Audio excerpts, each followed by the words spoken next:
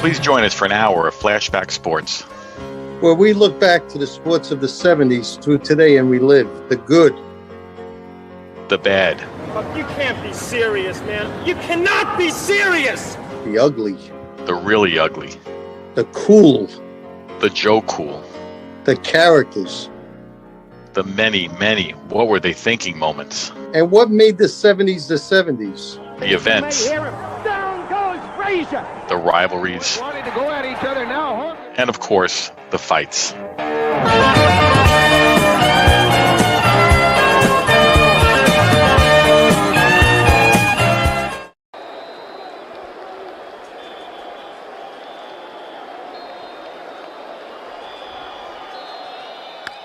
Fly ball, right field. Maybe. It could be.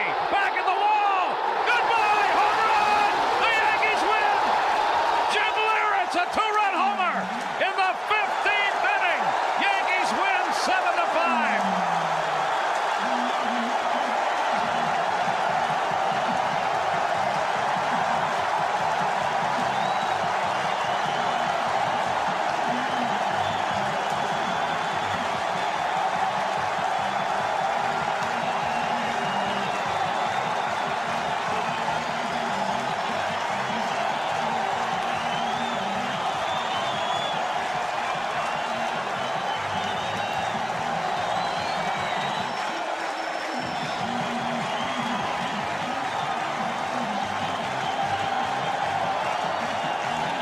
Carlton paid a price. Wetland paid a price. Tim Belcher paid the biggest price of all with a 3-1 pitch that he had to throw for a strike. Jimmy Leyritz, with the power of a guy who hit 17 last year, goes yard and wins it here in New York. 25-year-old Mariano Rivera will be the winning pitcher in this game. And the veteran Tim Belcher will take the loss. It took 5 hours and 13 minutes before Leyritz gets his revenge on Seattle. He gets a two-run homer in the 15th inning.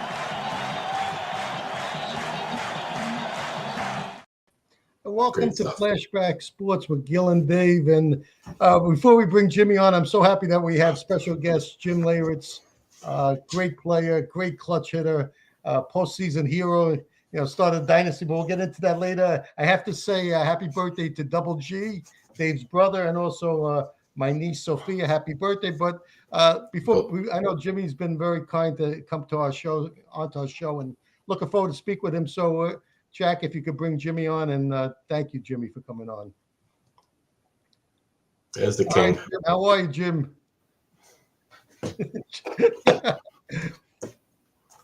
He's still watching our show, maybe. I'm not sure. Hey, Let him know we're there. He isn't over there yet. All right. Hi, Jimmy. There he is. Hey, Jim, how are you? You better text him. You better text him. Maybe he does. I think he's on his phone. Yeah. All right. I tell you what, as we're texting him, I watched that. Yeah. We loved Piniella, right, as a Yankee, but when that series, he annoyed the heck out of me because his antics in the dugout, pulling guys off the field. Hey, hi, Jim. There he is. Hey, Jimmy, how are you, Jim? Jim? Hey, how are you, Jim? You just can't hear us? Yeah. Jimmy, can you hear us?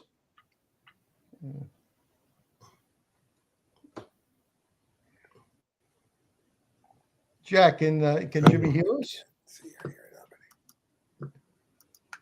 Don't think he could hear you. Let me text him. Yeah, what would that be? We just had him just a test. Talk a little bit about that series, how great it was.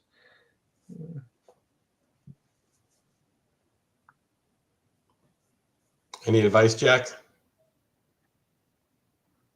If he could see us, he could see we're talking. Sure, guys, but I can't see or hear any of you. Yeah. Oh. He He must have changed. I wonder if he changed his settings. Jack, any ideas? You can hear us, Jimmy? Oh, good. Because you know to go into private chat. He may not even be in the private chat. Maybe he's looking at it now.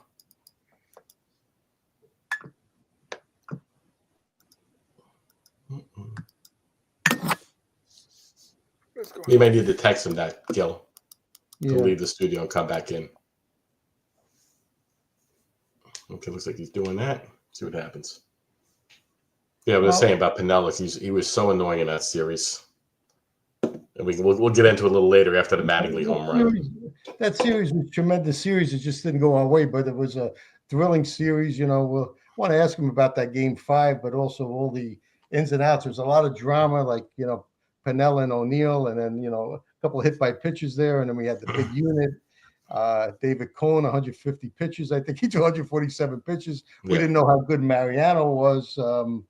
Yeah, I love the fact that who made the call just now. I'm trying to remember who that is. He's had so many great calls. Was it Gary Thorne? I think. Gary, no, not Gary Cohn. Gary Thorne.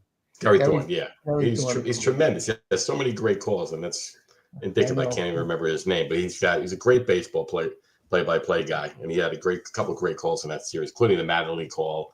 He's on a number of people forget about him, but just a great baseball announcer.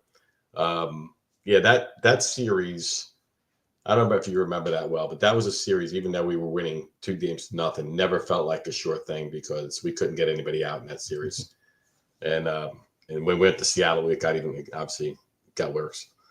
Let's just see. It's like he's trying to get back in. Yeah. Is he the we got the big ring? No. Maybe I'll call him, I guess. Is he? Hey, here he is. Well, give him another shot right now. Yeah. Hit or miss right now. Yeah.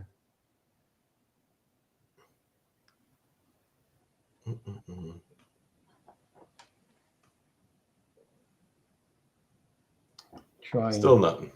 Yeah, he's trying to come back in. Do you want me to give him a call, maybe? See if he can come back in. And maybe Jack can give him a call. So we got actually a tech guy actually talking him through it. So I think he's frozen right now. I think he's frozen right now. That's right. Well, a little technical difficulties. It's like the old WOR, WPIX. When, hey Jack, you know, see if anybody maybe bring Big Core in if he's still in the, you know, this way we can get to Big Core, because sometimes with our guests we never get to our number 3 guy here. See if Big Core is back there. There's Big Core. Big Core is all reliable. In Big Core, we may say goodbye as soon as we say hello if Jimmy comes back. So no problem. Tommy Henry's so reliable. Yeah, exactly. You're subbing for Johnny Carson tonight, right now. Yes. I'm Ed McMahon. And guest host, Big Core. Yeah. I could be Euchre. Yeah, exactly. Yeah, just a little outside. Yeah, exactly. Hey, I know we have Jimmy Leyritz on, but Steelers in the news a lot today. Your boys. Well, what do you think about that? First of all, you guys got Fields, and I know Gil's a long-suffering Jets fan, and you might suffer some more. I was happy the Steelers didn't sign him. I really was. Yeah. If you look at his statistics and compare him to Cordell Stewart, he wasn't even as good as Cordell Stewart. And when Stewart and the only reason Stewart didn't make it with the Steelers is he wasn't emotionally as tough. Right. Fields might be a little tougher. I can still see Stewart after he threw an interception in a New England game or the Denver game for AFC Championship, and he started to cry. And literally on the sideline, and Cowher looked at him like, and next thing you know, he could be around long. He's a Baltimore Raven. He's back. He says he's back. Jack, Jimmy says he's in the studio. So if you want, and then we'll get Big Core later, and we'll talk about Justin Fields and a little Terry handwriting. You know, stick around, Corey. You might be back before you know it. So. Yeah, that's it. Oh, hi, Jim. Gentlemen. You saw the 15th inning home run. You said these guys are enough. I'm like, good night, guys. I had enough. But Jimmy, thanks for coming exactly. back. Dave, we got a lot to talk about. He wanted to get off before he showed the Edgar Martinez double, so he wanted to get out of there. Penelope, I'm a big hog, so my boy said, please have Dave ask questions. So I'm going to be quiet for a minute now. Dave, asked Jimmy her first question, and thanks for oh, my God. Yeah. First, yeah. Well, Jimmy, thanks for doing this. We appreciate it. That was you launched, I think, the home run off Wallers. We'll get to that in a little bit, but that big home run in '95, that was the first year Yankees were in the playoffs since '81, I think it was. So it was a long time coming. Place was rocking. Stadium, Gil was there that night.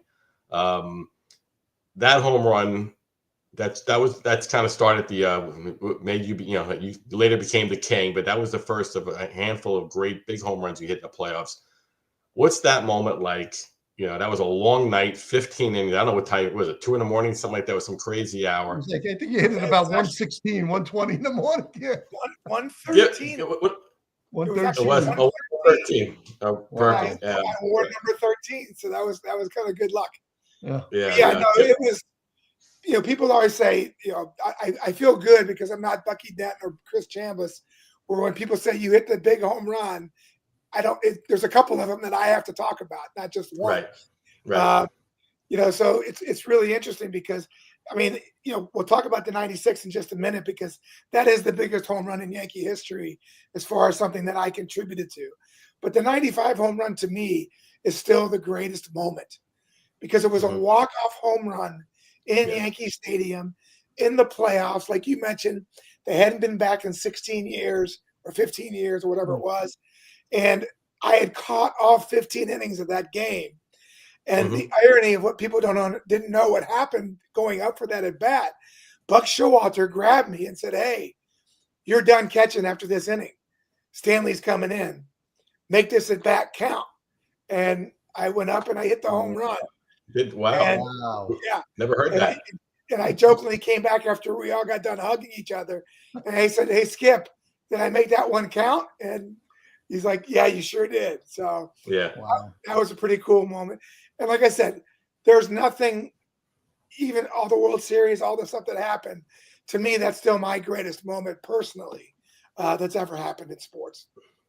Yeah. Wow. That was electric. And I understand, and I'll let Gil follow up, but because you can see the place is going crazy, even at that hour, versus, and we'll show, we'll talk a little about the 96 in a few minutes, where the stadium is dead, of course, and the game's not over.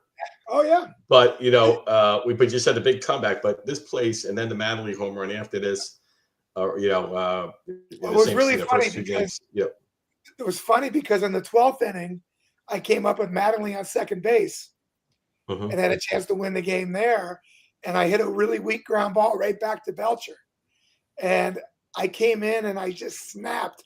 And there was a runway in the old stadium going up to the locker room. I took my bat and I went back in that runway and I just started cracking it all over the wall. And as I got done, David Cohn was walking down and he looked at me and he goes, "Dude, that's impressive." I go, "What are you talking about?" He goes, 12 innings and you still have that kind of energy because you're going to get another chance. And then sure enough, I got to hit the home run. Jimmy, before we talk about the ending of that series, let's play number 4 because your home run and this home run is probably one of the two greatest moments of that whole 90 Yankee thing. Play number 4, Jack. Don Mattingly. The fans want a dinger out of him. This one by Mattingly. Oh, hang on to the roof. Goodbye, home run. Don Mattingly.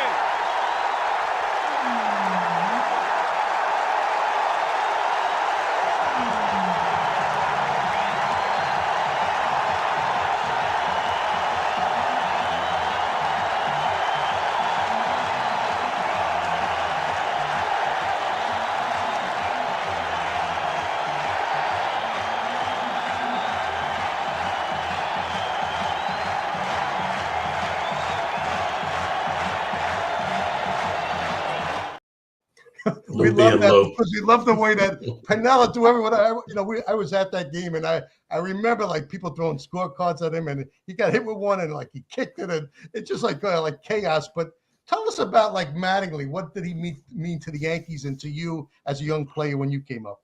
I never hesitate when people say, "Who's your favorite teammate ever?" And I always say Don Mattingly. Wow, that's awesome. You know, I told a story a lot about my first day ever in Yankee Stadium. I took the 4 train to the stadium. I got off the back entrance. I walked into the back entrance because my agent had told me to do that. And I didn't know why. And as I walked down the back entrance of the old Yankee Stadium, you walked right into Monument Park. And my agent wanted me to see Monument Park first as my first impression of going into Yankee Stadium. And it was pretty cool. And I walked across the field and I called my dad on the clubhouse phone and said, "Hey, Dad, I can't believe it. I made it. You know, I just came in the field. I walked into Monument Park. My locker is next to Don Mattingly. This has got to be one of the greatest days I've ever had." And my dad, who was a cross between Woody Hayes and Bobby Knight, if you know that. Yeah. Okay. He looked at me on the phone. He said, "Son, that's great. But what are you going to do to stay there?" Yeah. And, you know, he put it right in perspective. Yeah. And as I went back and sat in my chair and was a little dejected because my dad didn't say, "Oh, I'm so proud of you, son." He's like, "What are you going to do next?" Right. Don Mattingly comes walking in and he looks at me and he goes, "Hey, kid, you got a locker next to mine." He said, "I'll just tell you this. If you don't ask questions, you won't last here very long." He said, "And that's one of the reasons why you're next to me." Yeah. And I took that to heart, as here is one of the greatest Yankee players that I kind of idolized in the minor leagues. And now he's telling me that I need to ask him questions and I need to get help from him, and that he's willing to do that. It was one of the greatest first days that I just remember. And I tell Donnie that all the time. That, you know, he made me feel so comfortable coming into a clubhouse that was in complete disarray. Because if you ever watch that 3-part series on Peacock of the '90 Yankees, it was a zoo. It was crazy of everything that was going on at that time. And for Donnie to be able to kind of take me under his wing really made it much easier for me. How much do you think that had to do? People forget that you mentioned 1990. You were a longtime Yankee. Yeah. You know, you just didn't show up in '95, hit a big home run. So you were there when we were terrible. And usually what happens is guys don't last. You did. Oh yeah. Listen, I got sent down in 1991 because I went up and complained to G. Michael that we suck, we're losing, and how come I'm not playing? Because I'm the young kid that's supposed to bring, you know, winning back to New York, and I'm part of this new regime that they're bringing up. Why am I not playing? And I got in a lot of trouble for it. And, you know, I eventually came back up at the end of 91. But, yeah, I was there during those hard times. And if you remember, you know, if you go back and look at the newspapers, I was considered a brash, hot dog, kind of a Pete Rose type of guy before I was even a player yet. And these guys are like, "Yeah, you got to earn your stripes." And I was like, "Yeah, but I need the chance to earn my stripes." Right. And I'm just asking for that opportunity. And I was telling people back in 90, 91, 92, if I played every day, I'd hit 30 and 100 and just give me that opportunity. And it was taken again by the New York media as, "Oh, this brash young kid." And all I just kept saying is, "Give me a chance, give me a chance." Well, I finally got the chance at 93 and 94, played a little bit more because Donnie was hurt. Mike Stanley got hurt a little bit. So I played a little bit more. And in 93, I think it was 13 home runs and 51 RBIs. And then in 94, I had 17 home runs and 59 RBIs. Putting those 2 years together at 500 at bats, I would have had 31 and 100, like I was saying. Right. And all of a sudden, Joel Sherman and Michael Kay, who were beat writers at the time, started saying, "Oh, Leyritz is finally, backing up his bravado." Now the Yankees respect him, and it was a whole building process. And so when we finally won, and it got to the playoffs in '95, and then they did that 3-part series, Michael Kay is on at the very end. And at the very end of that series, he says, the one guy that probably had the most appreciation for that 96 championship was probably Jim Leyritz, because he was there when it started, when it was really bad. And he was the most tenured Yankee on that 90s. I had the most tenure on that 96 team. So I had been through all the other stuff. So yeah, that's why 96 to me was so special. Hey, Jim, when you had the progression, like when you had, when Buck Showalter came and the team started getting better in 93 and then that, how good do you think the 94 team would have had a shot to win? What do you think about the 94 team with the baseball strike? You think it had a chance to go all the way that year? Yeah, listen, I would say the only thing worse than us not getting that opportunity in 94 was that the strike ended up being the death of the Montreal Expos, because that's who we would have played in the World Series, and it would have saved baseball in Montreal probably. And that team, to be honest with you, I might have been a little scared playing that team. If you go back and look at the names they were loaded on that roster, they were loaded. They were pretty good. They were pretty good. They lost Wetland to the Yankees the next year, and they kind of broke that up. And Randy Johnson, I mean, they had a team. Crazy. No, Jimmy, we're talking about the 95 series, and we would be remiss if we don't show video number 1. So let's play video number 1, and then no balls and a strike to Martinez. Line drive, we are tied. Griffin is coming along, and the corner's burning. He's going to try to score. Here's the division championship. Mariners win it. Mariners win it.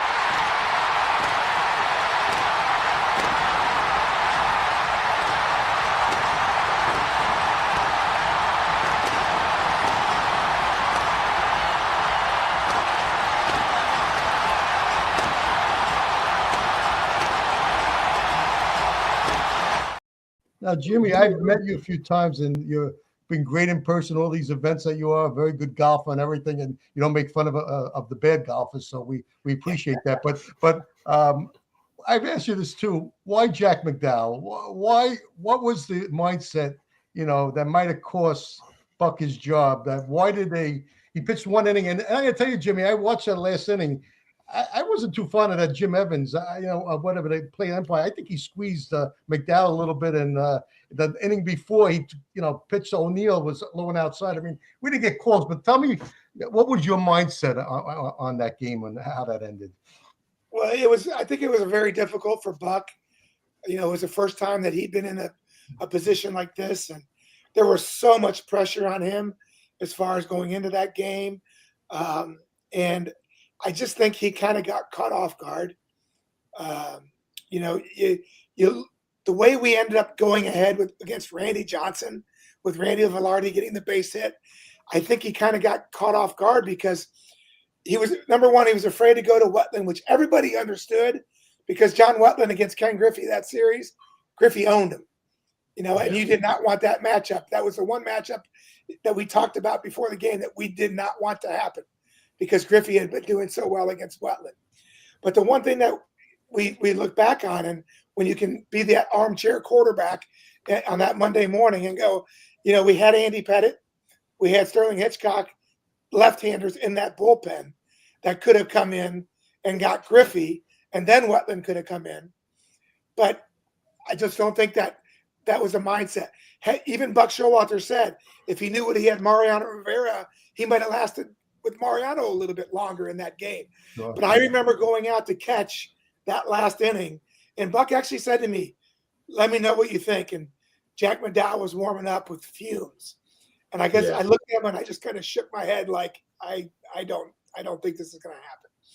And sure enough, Joey Cora lays down that bunt, Griffey gets the base hit, and then Egger gets the big double.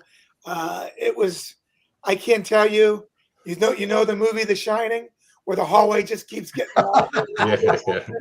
That throw from Tony Fernandez, I kept waiting and waiting, and it just wasn't going to get there. You needed Bo Jackson throwing the ball from the wall out to get out. That was the only way you get it. Exactly. I have such distinct memory of that game and that series, Jim. And when Cora lays down, when he gets on, as a fan, I don't know how you feel as a player. You probably completely differently because that's why you're a ball player, but I felt like it was over. I felt like because we could not get Griffey, and we were not. We weren't getting that. I don't care if we had Nolan Ryan. We weren't getting Edgar Martinez out in that spot. This guy was an absolute machine. It was a line drive. I mean, the only way we're getting him out, if he hit a rope at somebody. And our pitchers, and Wetland seemed like he was not a different pitcher in that playoff series. But that was one of those games where it's like a basketball game. Whoever's got or a football game, whoever had the ball last is going to win.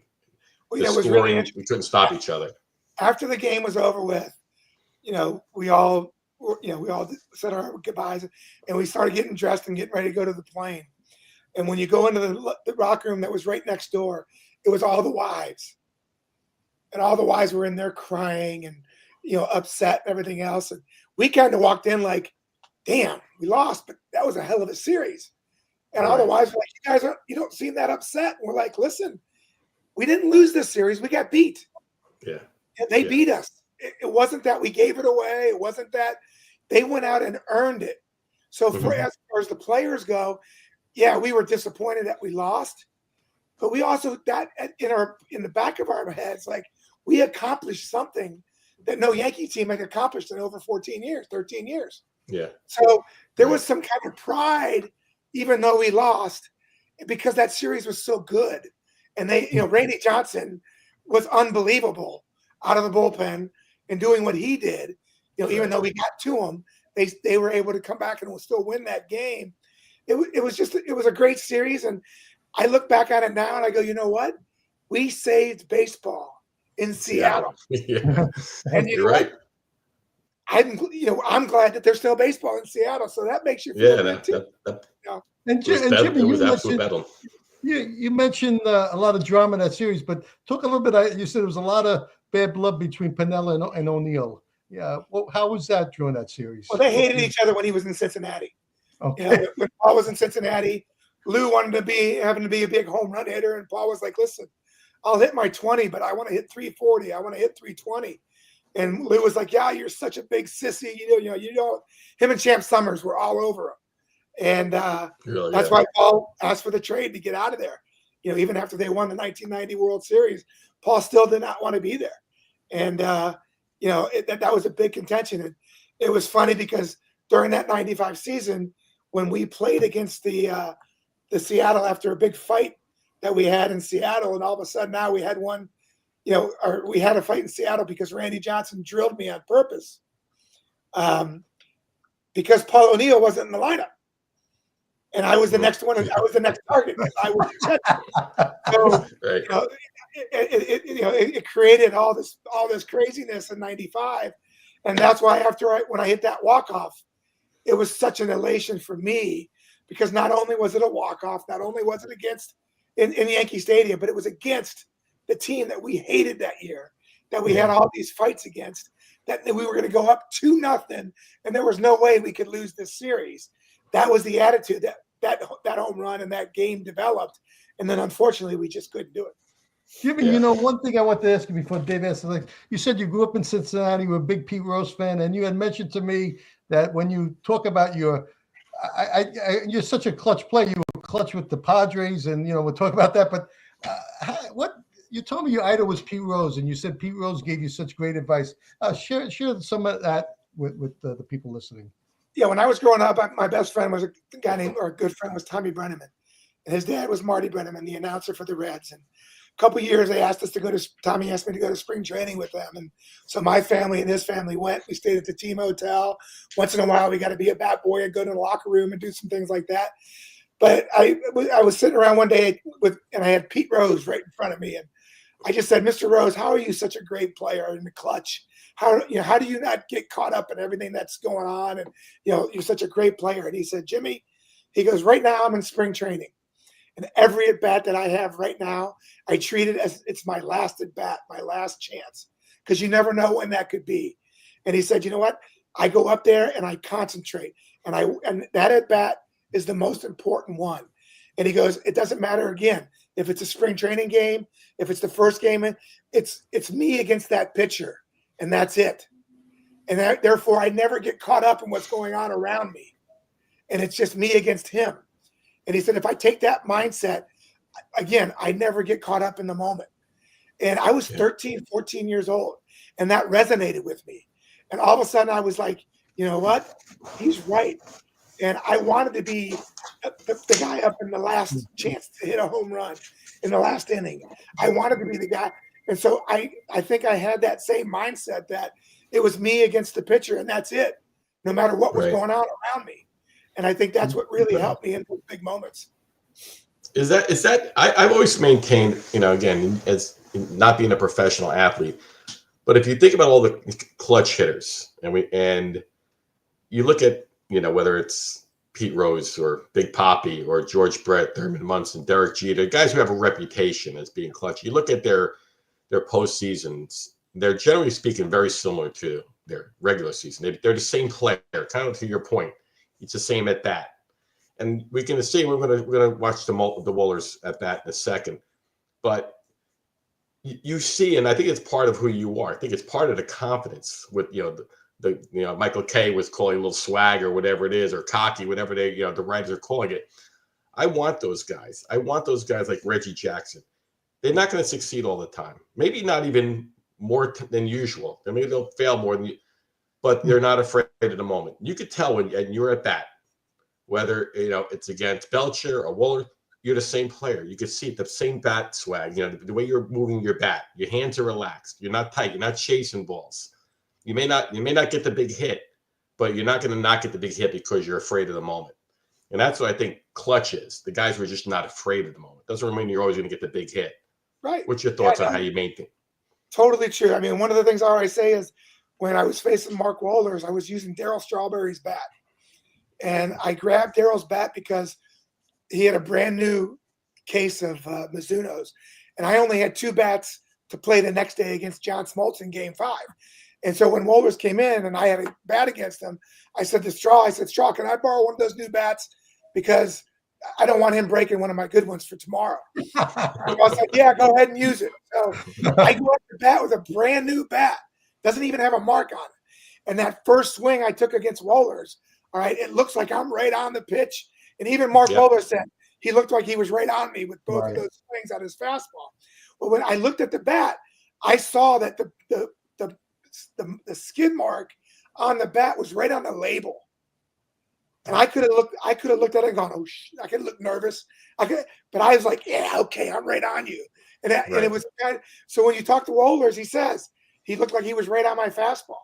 Well, that was part of the intimidation process. Yeah. You know what, Jack, play number 2. Yeah. I want to talk about one of the best. He's actually beating you.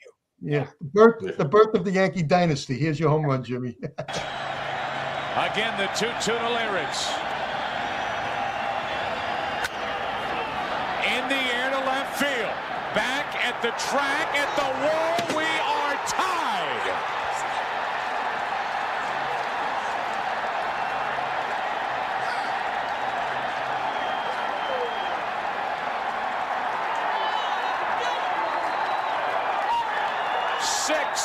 Here in the 8th. And it was a slider in the eyes of Leyritz. Another slider from Wohlers. We talked about it before it happened. They are dancing in the streets of New York right now.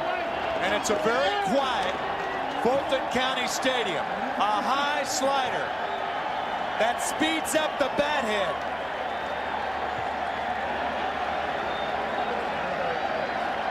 That's why Leyritz pulled the ball, because it was a...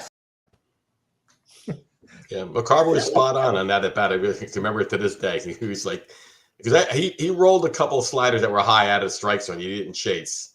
He didn't have a lot of bite. But at that first, you're right, that first swing you took, you were right on the fastball.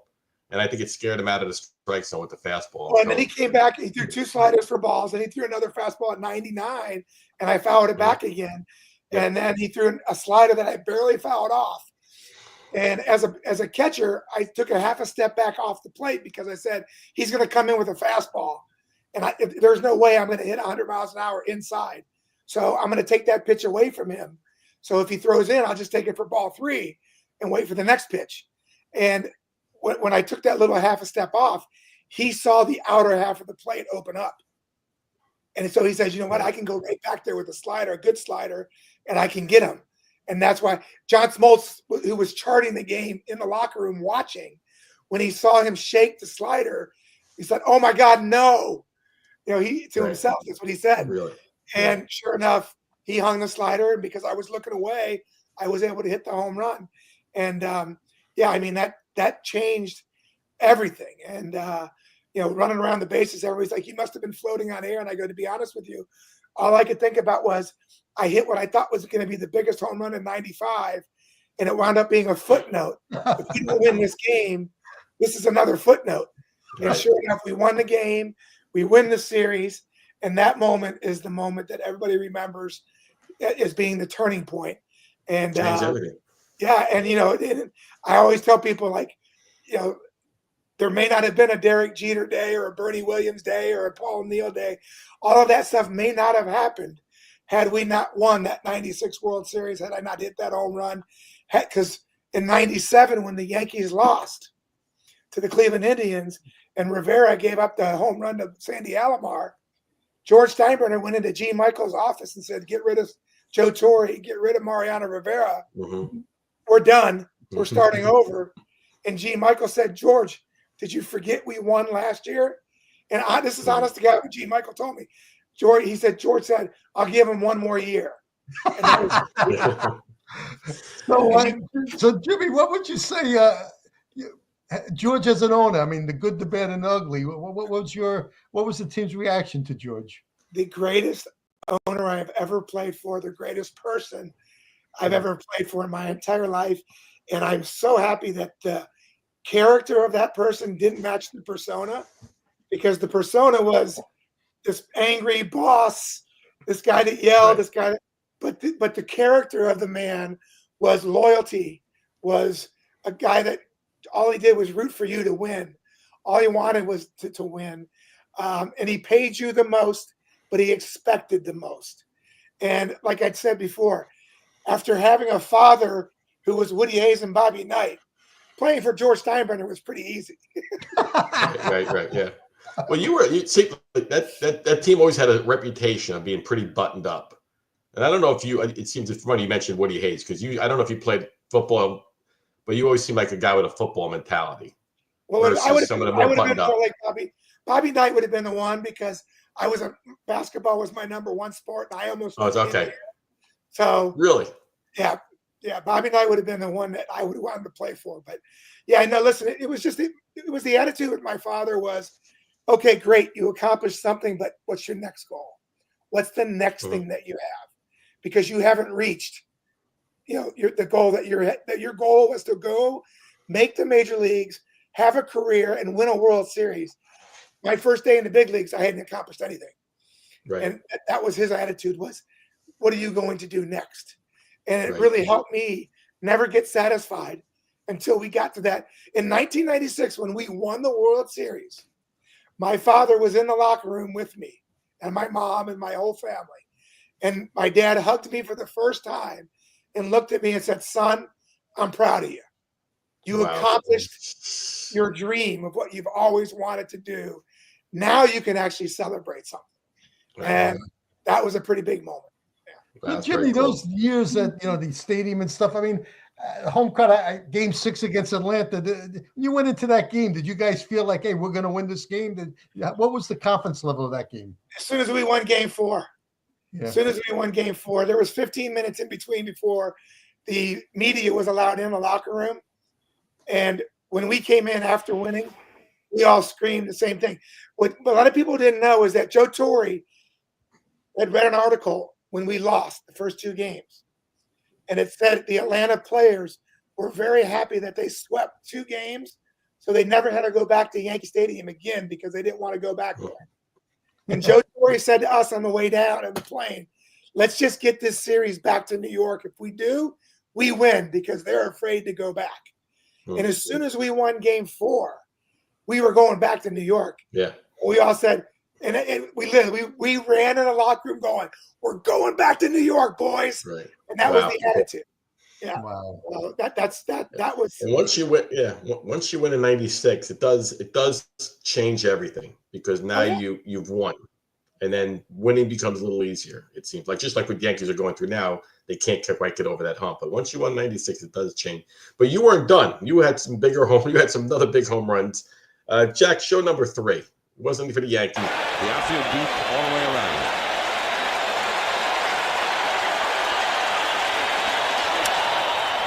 Down the right field line. This one is slicing back, and a home run!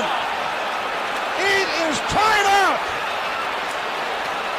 Leyritz hit the foul pole to tie the game.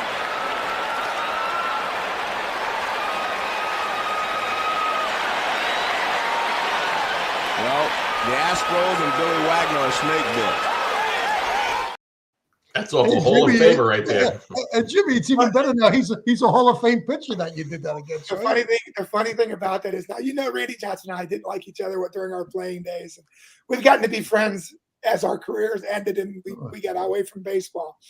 And I used to joke with him all the time. I said, Randy, you are so lucky that in 1998 I took Billy Wagner deep.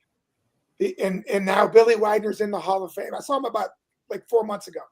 I said, and you're so lucky now. You're not the only left-handed Hall of Famer I hit a home run against. Mm-hmm. I had one against Billy Wagner too. Hey Jimmy, how was that? It must have been difficult when you came back to the stadium. And I remember that I was at that game. They gave you a really nice ovation when you announced. Tell us about when you came back as a Padre and played against the Yankees in the World Series. It must have been difficult. Oh, that's really a funny story because so when I came back, Steve Lyons was working for Fox back then. And Steve Lyons says, hey, do you mind? I know you're going to take the subway to the game, because that's what you used to do when you lived in the city.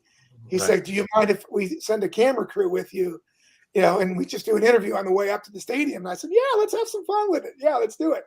So, of course, with my cowboy hat, my cowboy boots, like I used to wear all the time, we do this thing. And we come up to the stadium and Wally Joyner's there, and Wally's like, dude, what are you doing? I said, this is how I go to the stadium all the time. This is what I do. And so we get in, we get dressed, we come out, and then Ken Caminiti gets announced before me, and he gets booed.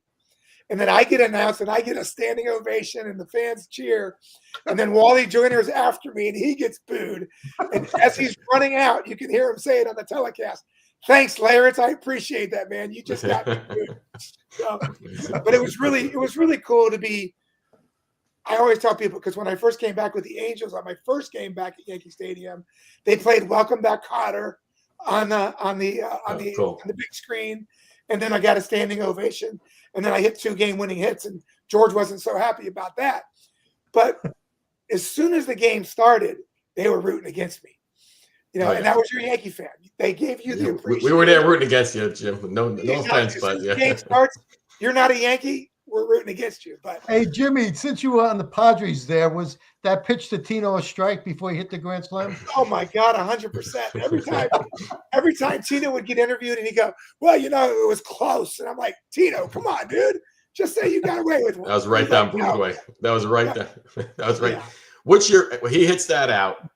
Nobla had a big home run. He hits that out because you guys had a lead in that game. I think you're up 4 runs, maybe 6-2 in that game. So all of a sudden, this unbelievable Yankee team, 98, you got them. You guys had a good team. I mean, that was a very good Padre team. A lot of people don't talk about it. They talk about my 3-run home run being important, but what a lot of people don't understand is Chuck Knobloch's 3-run home run in that 98 series turned that entire series around. And most people don't know it because they weren't in my locker room. And in my locker room with the Padres, when Tino Martinez hits the home run and they win that game, everybody in our locker room who had never been there to a World Series before said, this is a team of destiny. We don't have a chance. That's what I was going to ask you. How would that did the air come out of the the air came out of the after we had such a great season. We just said, okay, well, let's just get this over with. And we still competed. There were still 3 more games that we competed in, but I can tell you that our attitude was we were waiting for everything to happen.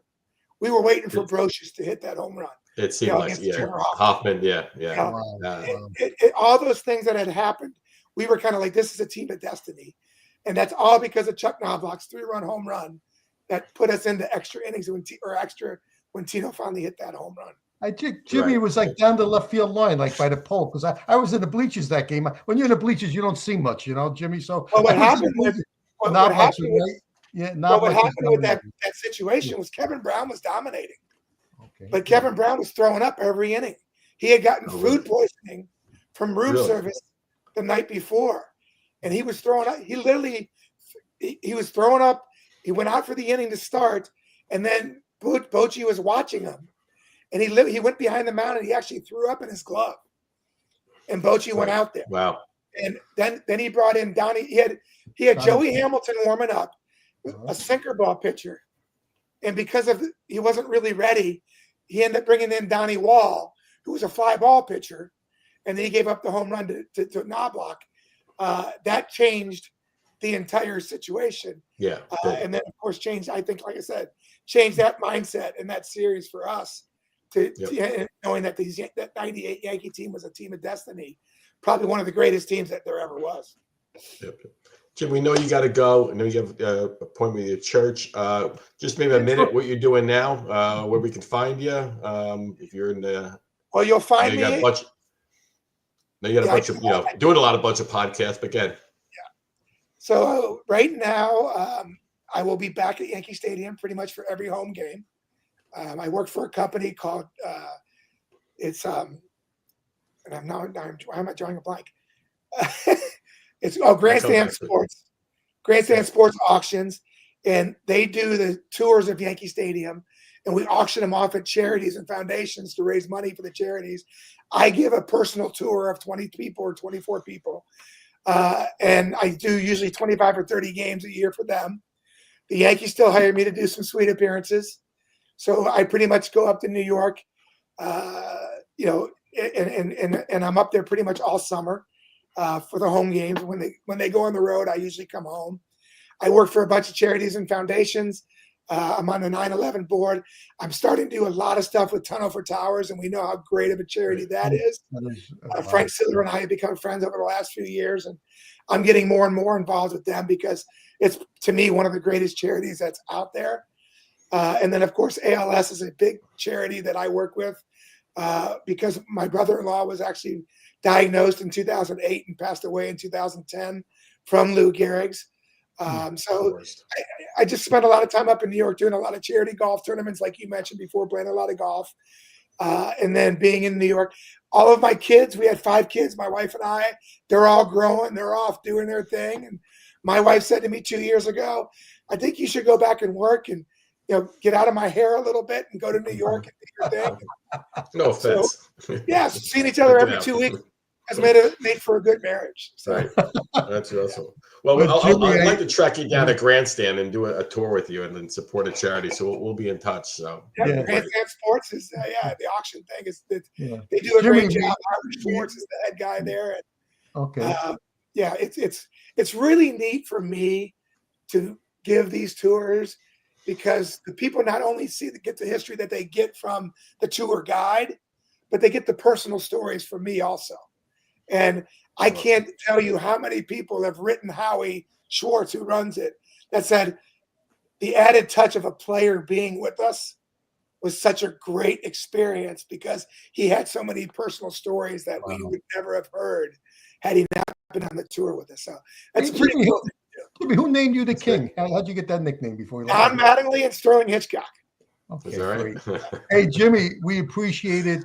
We thank you for your time. You were wonderful. Great Yankee history. I mean, we live in you. We could talk to you for 3 hours, but then you'd be sick of us, Jimmy. But we'll see you at the next event, and good luck with your family, and we appreciate your time. Have a great night, Jim. I appreciate you guys having me. Thanks so much. Thanks, Jim. See you at the stadium. Yeah. Great stories. Great stories. You don't hear. That's some great stuff about. Who's backstage? You could bring up John C. Maybe Big Core. Who's whoever's there? in the back? Yeah, whoever's in the back can come in. We got Big Core. We have anybody else? That was a really excellent interview. I was really taken back when he told me about Bob being sick and throwing up and everything. Well, I think Kevin Bryant might have been sick in 2004 too. That's a whole nother. That's another ball. Dave, I was going to tell him. Too bad he didn't throw up in 2004. I know. I wish he got sick before Game 7. I was thinking about that, but I said, I don't want to. Happy birthday, Double G. Double G's in the house. What's How happening? Are you?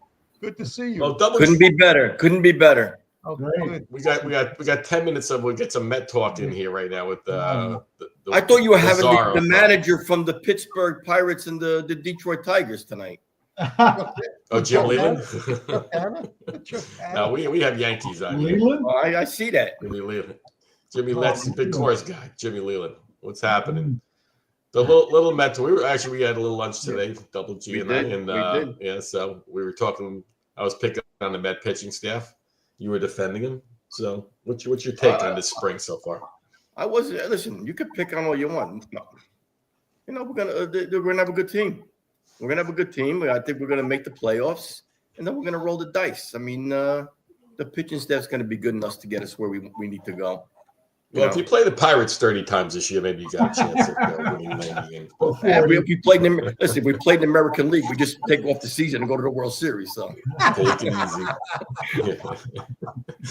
Gil and I have some. We have some.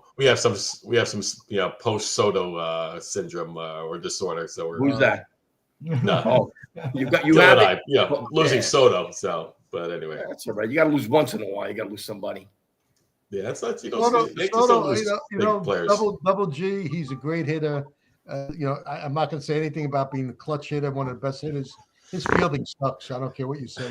You guys are not going to like his fielding. Well, that's why you guys let him go, because of his fielding. No, that's why we didn't give him. That's why we only offered him $750 million, not $800 million. We drew the line.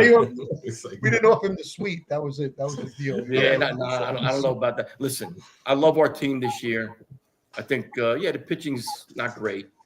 I beat them back. Runs. They're gonna, we're gonna give up 4 runs a game, and we're gonna score 5. So yeah, it's a tough division. That's that's the biggest. That pitching staff against the Mets are lucky from the standpoint of the balanced schedule now, because when you plan to play 18, 19 games against your own division, and that's 38 games against Philly and Atlanta. That's tough. It's tough to win 95, 100 games when you got to play those guys, and you got to play the Dodgers and some other tough teams. But now with the balanced schedule, it's not as big a deal anymore. You don't play anybody more. What do you play? 6 games? 12 games or something? I mean, whatever it is. It's a little bit more, but yeah, it's a little bit more, but it's not. But you still gotta you gotta win 95, 96 to win that division this year. Yeah. The Yankees will win 90 games and win the division by 4 games. Yeah, maybe. But that's why the Yankees are still probably, even with Garrett Cole being down, on paper, still right there with Baltimore, and Boston's better this year. Toronto's going to be good. I think they're all basically it's a toss up. There's not much difference. There's not much separation now. Yankees losing maybe their 2 best starters. Certainly their best starter, and Heel was got Rookie of the Year last year. I liked him a lot, but losing them brought them Yankees back to the pack. So Heel will be back, and you'll get somebody else to fill it in. And starting pitcher is overrated these days. It's not what it was 20 years ago, or when we were kids and guys used to go 8 innings, and then you bring the closer in, or the guys would go 9 innings. And we talked about that earlier too. These guys go 5, 6 innings. Listen, when the Mets played Philly, they played against they played what's his name, the pitcher that came from the Mets.